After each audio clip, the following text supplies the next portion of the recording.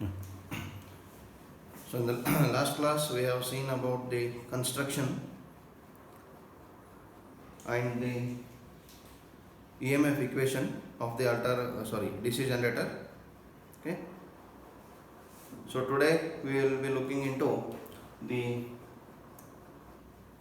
generator on load, DC generator on load, and the different types of generators we have. Okay. So yesterday we have seen the construction, that is armature winding specifically. Okay, and we have seen the EMF equation. Okay, so when the EMF is generated in the generator and when it is connected to the load, what are the uh, what we can say, how the generator will behave, okay, electrically, that we want to study in this part. Okay, so generator on load.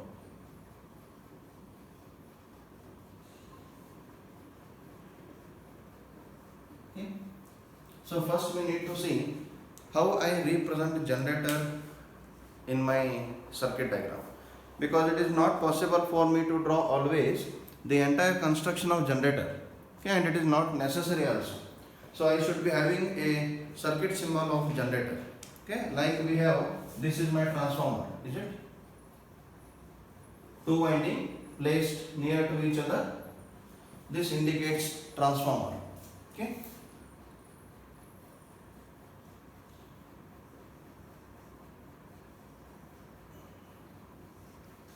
This indicates induction motor. Okay.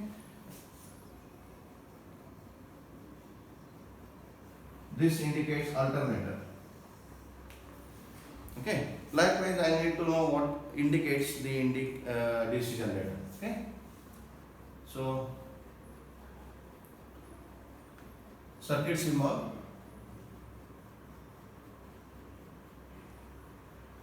Circuit symbol. DC generator is denoted by a circle. Okay. And above these two circles, I will be keeping two boxes.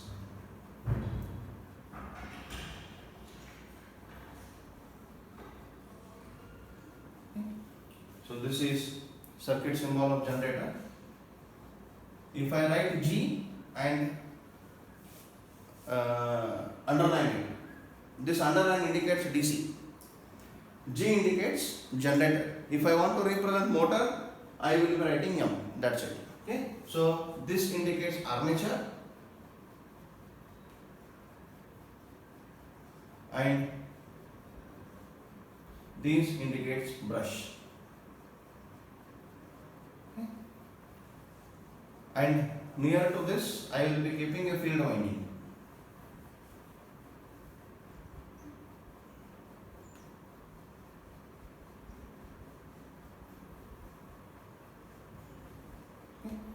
So this is brush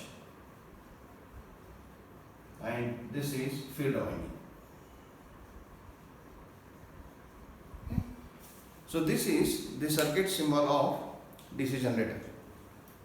Okay. This is the circuit symbol of DC generator. Okay. The terminals are always denoted. This is A.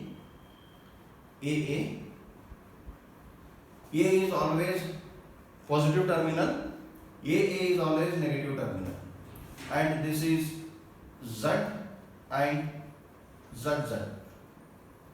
These are standard denotations. Okay, these are standard notations. Z indicates positive terminal, ZZ indicates negative terminal. So whenever I am supplying external DC voltage to the field winding, then I should be making note that the positive terminal of the source should be connected to Z terminal, negative terminal of the source should be connected to ZZ terminal. Okay, so this is the circuit symbol of DC generator. Now I will look into how the DC generator behaves when it is connected to the load. Okay.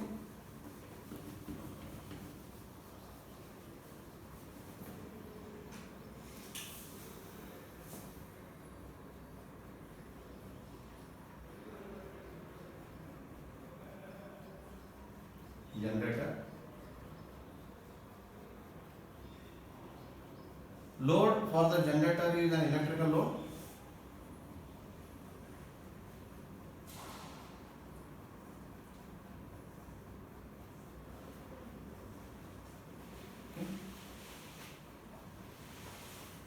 And I have a field winding.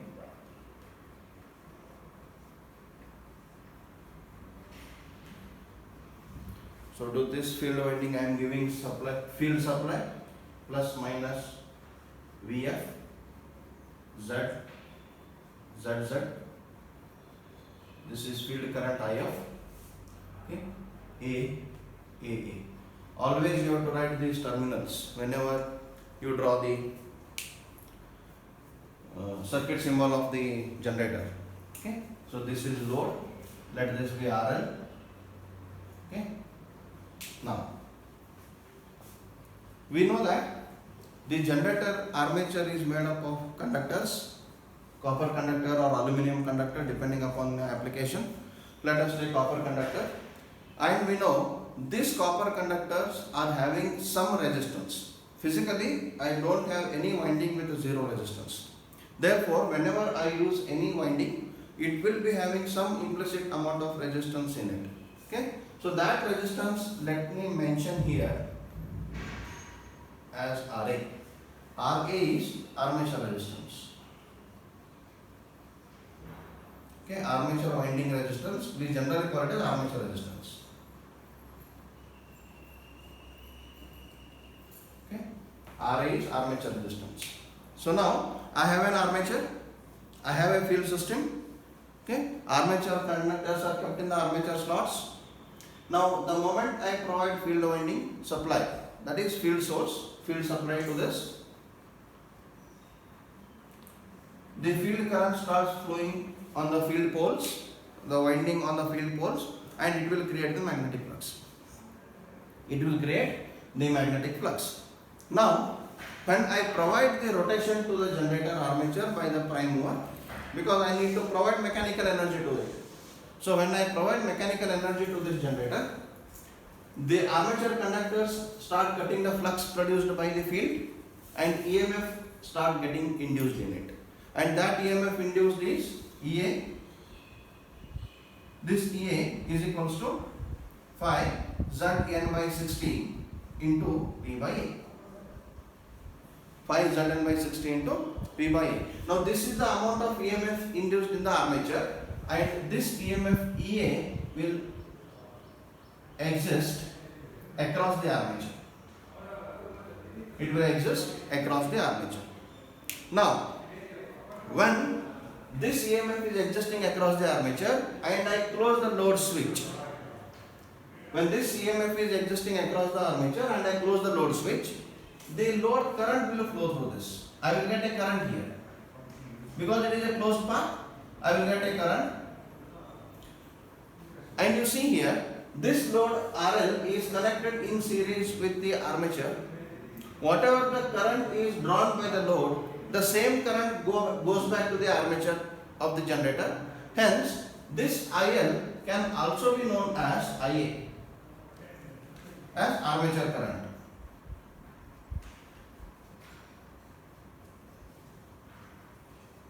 Armature current, and IA is equals to IL. In this case, IA is equals to IL. Okay, that is load current. Okay, so this is what happens when the load is connected to the generator. Now what is happening? I have connected the field supply. The field supply is creating the flux in the air gap. Now when I provide the mechanical energy to the rotor of the DC generator, that is the armature of the DC generator, then the armature conductors placed on the outer periphery in the slots continuously cut the flux produced by the poles, and an EMF of EA is induced in the armature. Now when this EMF induced EA is appearing across the armature and I close the load switch, then it will form a closed path.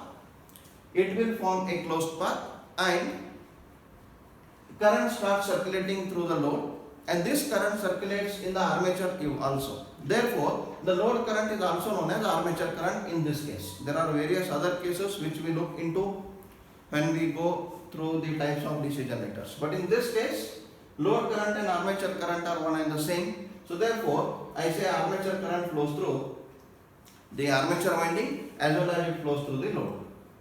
Now the effect of load starts coming into the picture. What happens is, look here, this is the voltage induced or generated in the armature, but not all the voltage that is present in the armature, that is generated in the armature, will appear across the load. Okay, this is EA, and the voltage across load may not be EA. Let this be V. So V is voltage across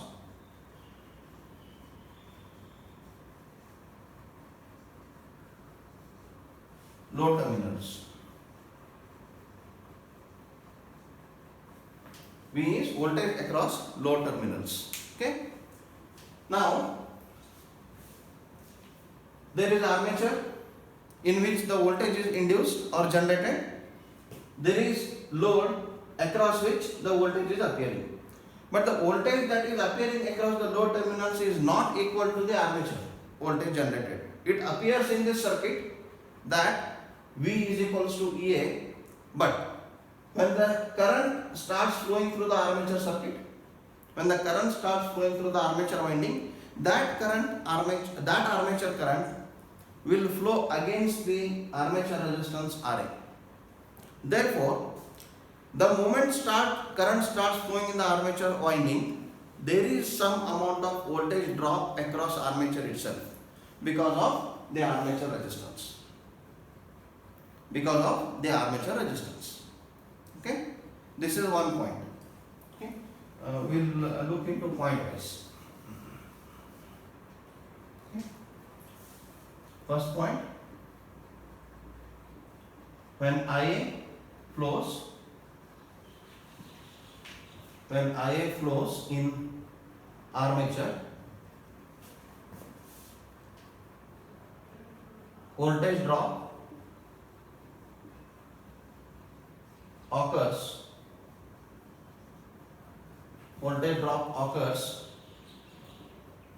across armature due to armature resistance.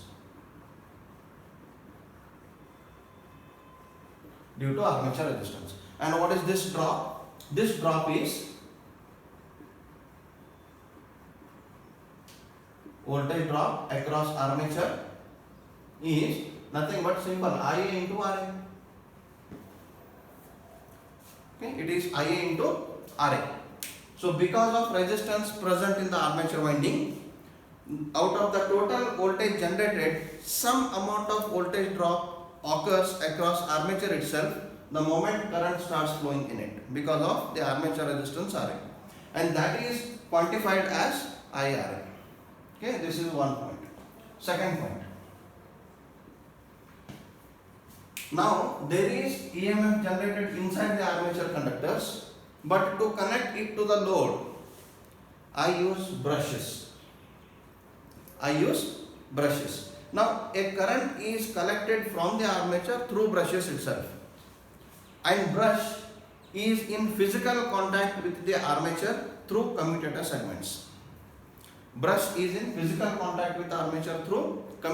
segments.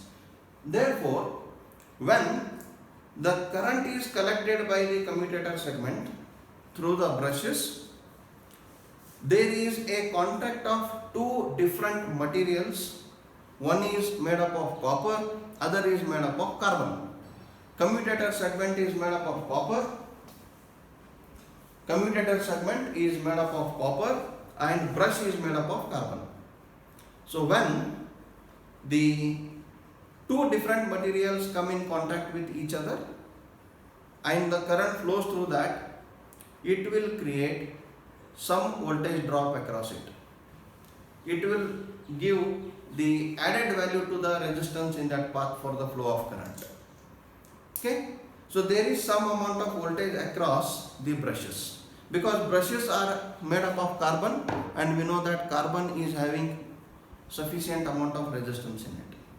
Okay, so there will be some amount of resistance present or resistance offered by the carbon brushes to the flow of armature current. Therefore, the brushes will also incur some amount of voltage drop across them. That we call it as brush contact drop. Okay, that we call it as brush contact drop. So second point is armature current IA is collected through brushes. Okay, and brushes have their resistance, and brushes have their resistance. Therefore, some voltage drop, some amount of voltage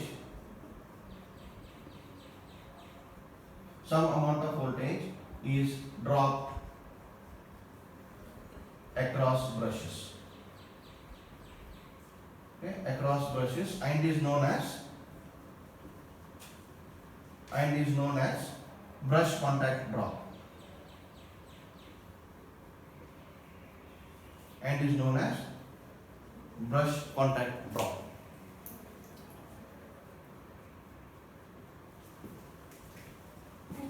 It is known as brush contact drop. So there are two voltage drops coming in the path for the flow of current from armature to the load. One is the armature resistance drop, second is the brush contact drop. There is one more part. Okay, not only these two. Now, in the third point, what we look into is what happens when the armature conductors start carrying the armature current. What happens when armature conductors start carrying the armature current? Now, to explain that, I would like to draw the construction diagram once again briefly. Okay, I will just erase it.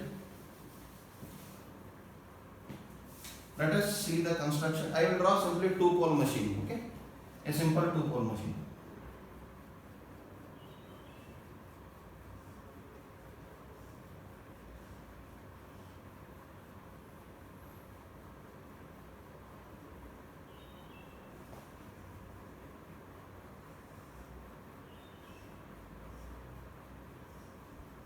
Okay, let this be north pole, south pole.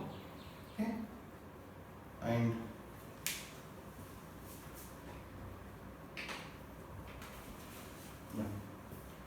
so this is the magnetic flux created by the main field.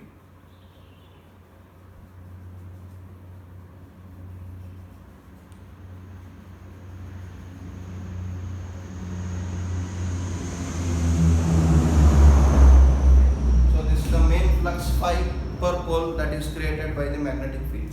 Okay. Now I have armature conductors here.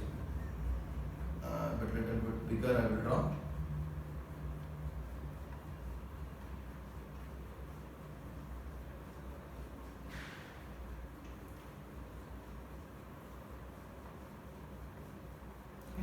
So I will take one conductor for my consideration. Okay. I have this conductor now. We know that when armature load current flows, the same load current will also flow in the armature, because armature is the part that is giving out the energy, that is giving out the power in the form of V into I. Therefore, if the load is drawing some current, means it has to come from armature part itself. So therefore, armature windings are also carrying the current. So now there is current carried by this armature winding. Now this armature winding is also highly inductive in nature. Therefore, it will create its own flux when the current is flown into this armature conductor. Okay. So now there is a main flux phi. This is main flux phi produced by this pole, and this flux phi produced by the south pole. Fine. So total flux produced is 2 phi or P phi. Now, each conductor when carries current, they create their own flux.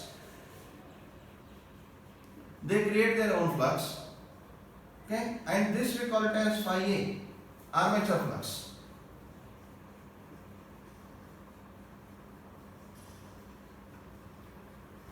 They create their own flux called armature flux. Now, we know that in many of the previous cases we have discussed that when there are multiple fluxes acting at the same point in the space, they have to interact. Okay, they have to interact. Okay, so here this flux phi A will not sit quiet. It will try to oppose because it is induced. Lenz's law is true forever in electromagnetic induction. This flux phi A will try to oppose its cause. Now, what is the cause for the production of phi A? It is the induction, and the cause for induction is the flux. So it will try to oppose the flux. Here it will not try to oppose the speed. Why? Because the speed is not induced. The speed is provided from the external source, prime mover. The speed is provided from the external source, prime mover. Therefore, this flux will not oppose the speed. It will oppose the flux. Now, how it will oppose? Okay. So when we are angry with somebody, what we will do? We try to oppose them. How do I oppose any person? Either I will try to reduce his influence in my life or wherever I stay, or if I can't do that, then at least I will disturb that fellow so that he will not be happily living. Is it? So this is general tendency. When we want to oppose somebody, then either we try to minimize his influence or disturb his existence. But unfortunately, this flux phi A, armature flux phi A, does both. It will try to minimize the influence of the main flux, and it will try to disturb the existence of the main flux. Now, what do you mean by that? These two. Minimize the influence of the main flux means what? It will directly oppose, and the resultant flux is reduced. The total flux available in the air gap or in the space decreases. Therefore, induction decreases. Because what is my EMF? EMF EA is equals to phi Zn by 60 into P by E. Okay. Now, if I reduce the flux, automatically my induced EMF reduces because remaining all other parameters or quantities are constant. Number of conductors are constant, speed is constant. I am providing constant speed through the prime mover. Poles and parallel paths are also constant.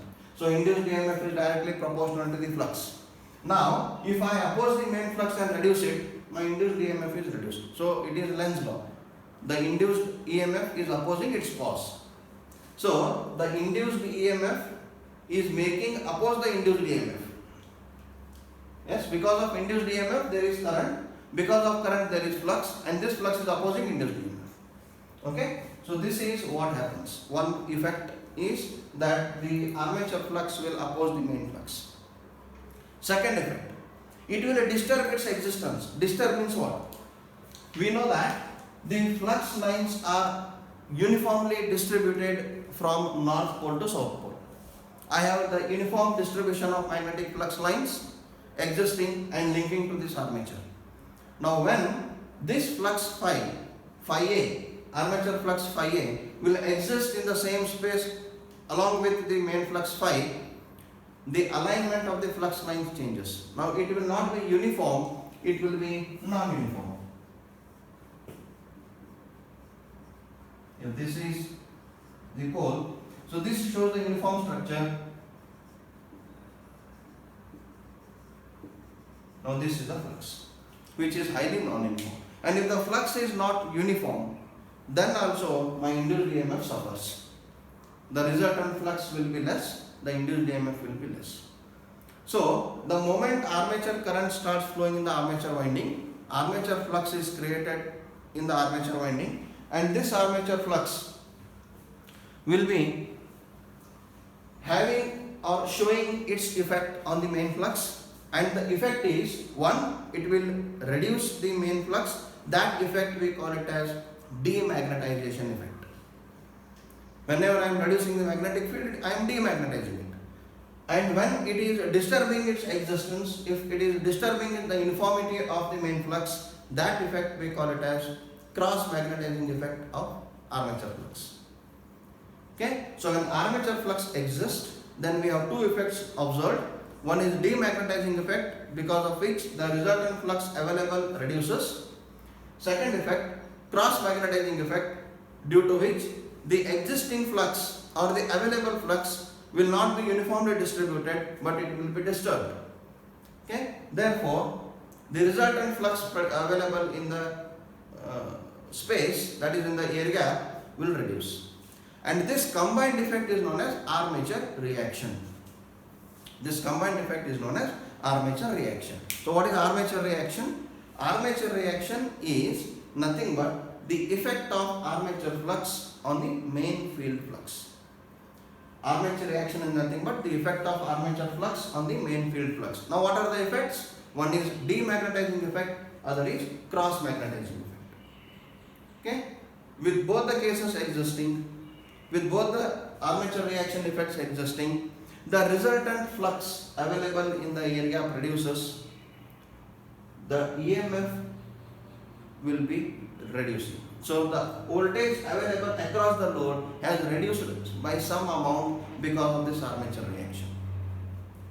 And this occurs only when armature carries current, that is when load is connected in the circuit. Okay? Therefore, now the voltage available at the load has further decreased by some amount due to armature reaction effect, and that we call it as armature reaction drop. Some amount of voltage is dropped due to the armature reaction effect. Why armature reaction occurs? Because when the armature conductors carry current, they create their own flux.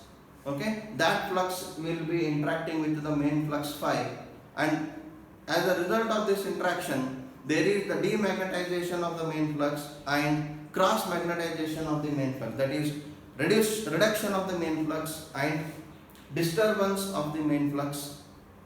Okay, therefore that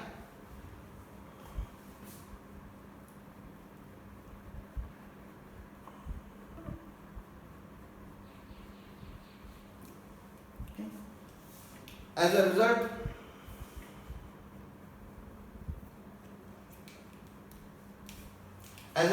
of this effect, okay, as a result of this effect, there is slight decrease in the voltage. As a result of this effect, there is a slight drop in the voltage value, okay, and that drop in the voltage value or reduction in the voltage value, okay, that drop or reduction in the voltage value, we call it as armature reaction drop. We call it as armature reaction drop. So third point we can write is, when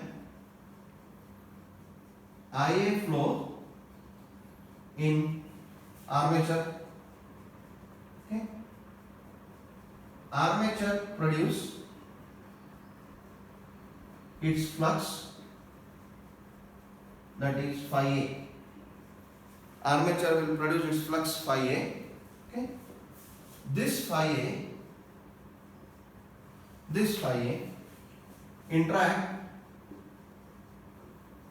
interacts with main flux phi. This phi A interacts with main flux phi, okay, and it main flux phi giving two effects. Okay. First is it opposes main flux, causing demagnetization,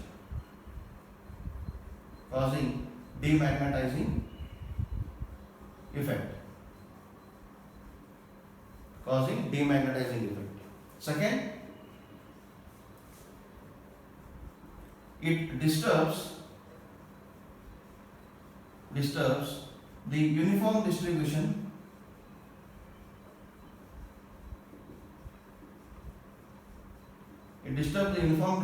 of main flux,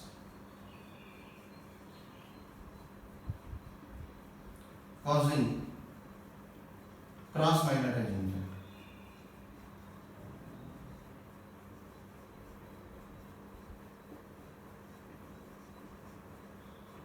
Causing cross magnetizing effect. And these two effects combined is known as armature reaction.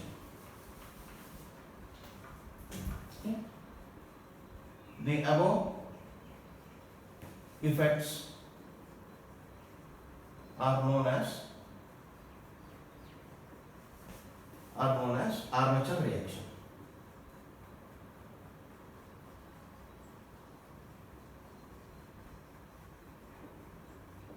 Okay?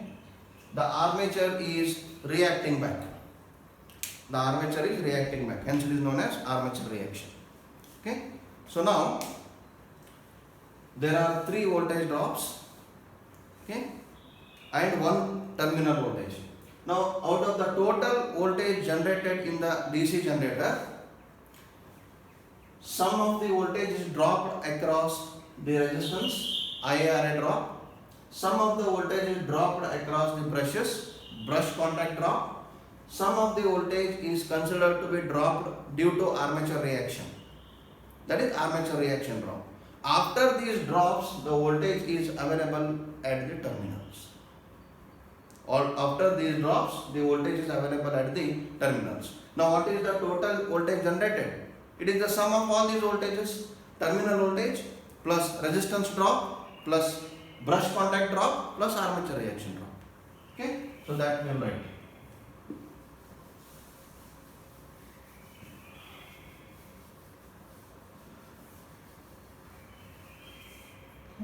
Therefore, generated voltage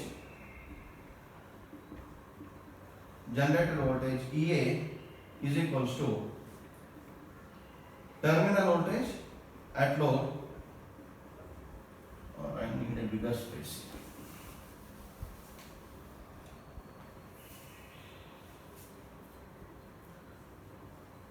Generated voltage EA is equals to terminal voltage or load terminal voltage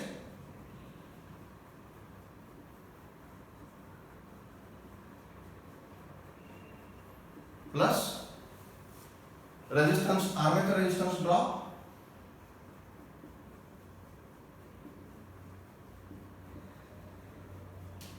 plus brush contact drop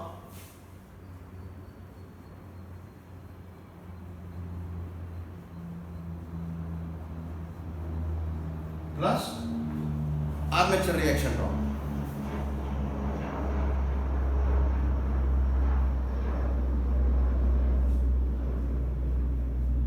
Plus armature reaction.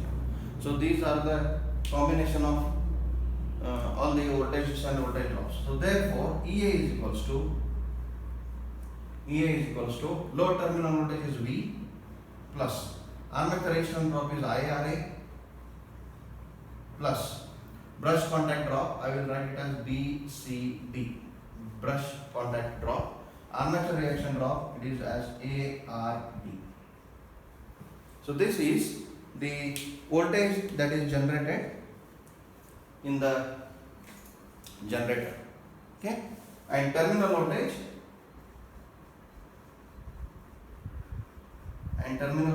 available is V is equals to EA minus IRA plus brush contact drop plus armature reaction drop. Brush contact drop plus armature reaction drop. If you open the brackets, it is EA minus IRA minus brush contact drop minus armature reaction drop. So therefore, what we can observe is the load voltage available at across the load terminals is always less than the voltage that is generated in the armature, because the voltage that is generated in the armature has to overcome all these three drops and then it has to supply the load. Therefore, the load voltage is always less than the no load voltage, okay, or the generated voltage. If I don't connect load here, then my load terminal voltage is equals to IA, EA, because IA is 0, all the drops will be 0. Okay, so this is the voltage equation of generator. Okay, earlier was EMF equation. This is load terminal or load voltage equation. Okay, so this is how the DC generator behaves when connected to the load. Okay, so next we will move to types of DC generators.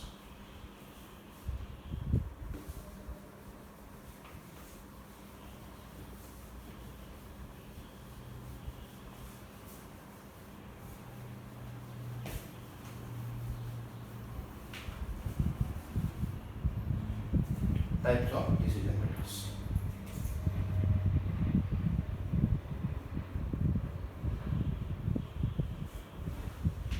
Or types of DC machines,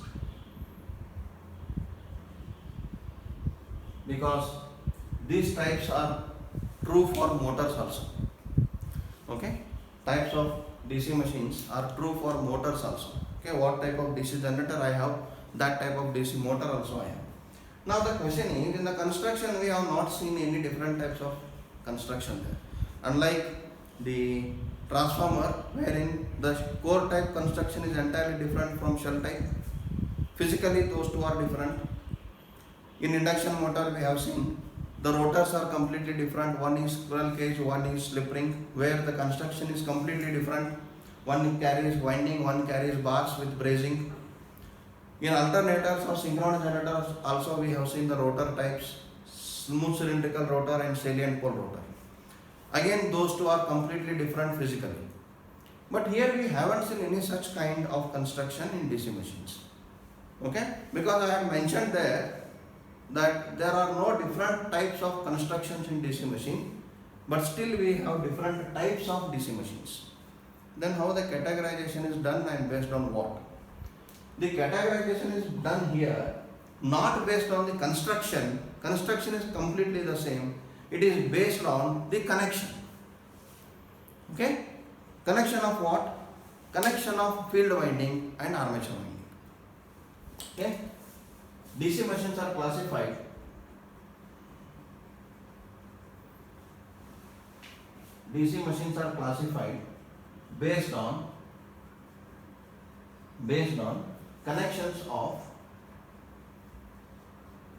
based on connection of field winding and armature winding.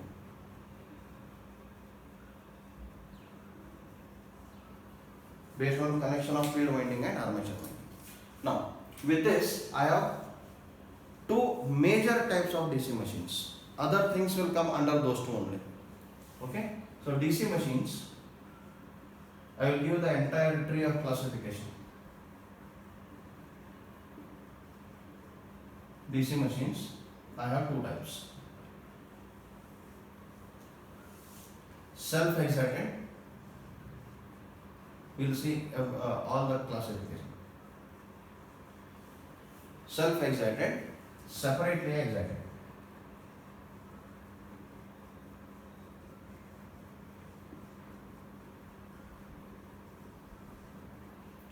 Okay. Separately excited, done. It is only of one kind. But in self-excited, there are again three types.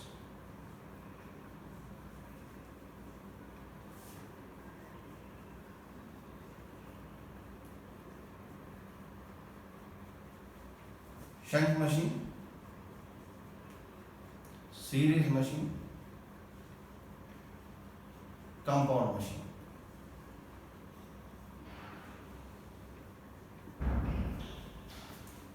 Okay. compound machine. Again, in compound machine I have two types. Long shunt compound machine,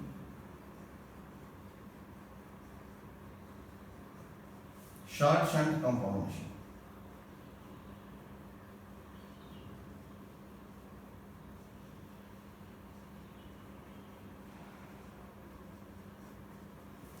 And again, in long shunt compound machine, it can be cumulative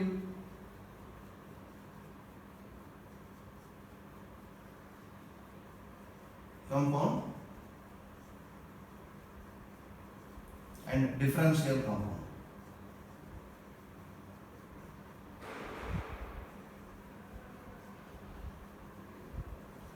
In short shunt also same. Okay. Cumulative compound,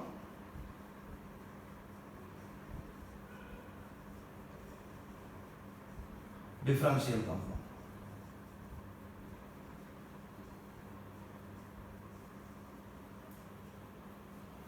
Okay. So this is the complete classification of the DC machines.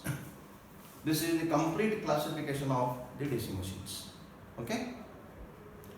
And these are completely depending upon the connection of field winding and armature winding. Okay. So briefly I will tell, detail we will look into the next class. Self-excited machine means, or first we see separately excited machine means, field winding is provided with a separate DC voltage source and armature winding is connected to the load. Field winding is supplied with separate DC source, like the previous circuit what I have drawn in the previous point of discussion. So field winding is connected to separate voltage source VF, armature is separately connected to the load. That is called separately excited DC machine. Whereas in self-excited DC machine, the field winding is connected along with the armature to the load. The field winding is connected along with the armature to the load. Now if the field winding is connected in parallel with the armature and the load, that we call it as shunt machine. If the field winding is connected in series with the load and the armature, that we call it as series machine. If the part of field winding is in series with armature and part of field winding is in parallel with that combination, that we call it as compound machine. Okay, long shunt, short shunt we will look into exactly when we move to that part. Okay, so this is completely depending upon the type of field winding connection. If field winding is separately provided with the source, that is separately excited. Name itself suggests separately excited. If the field winding is connected in along with the armature itself, then that is self-excited. Okay, we will look into all these in details. In self-excitation, when the field winding is connected along with the armature, and if field winding comes in parallel with armature, that is called shunt field or shunt machine. Shunt means field in parallel. Okay, providing parallel path. Shunt field machine. If the field winding comes in series with armature, it is series field machine or series machine. If part of the field winding is in series with armature and part of the field winding is in parallel with armature, that is called compound machine. Okay, so these are the broad classification. This is the broad classification of the DC machines. In the next class, we will be looking into each type of DC machine, okay, in detail. Okay. So we'll end today's lecture with this point. Okay. So in the next class, we'll look into the detailed construction. Detailed classification. Okay. So thank you for joining the class.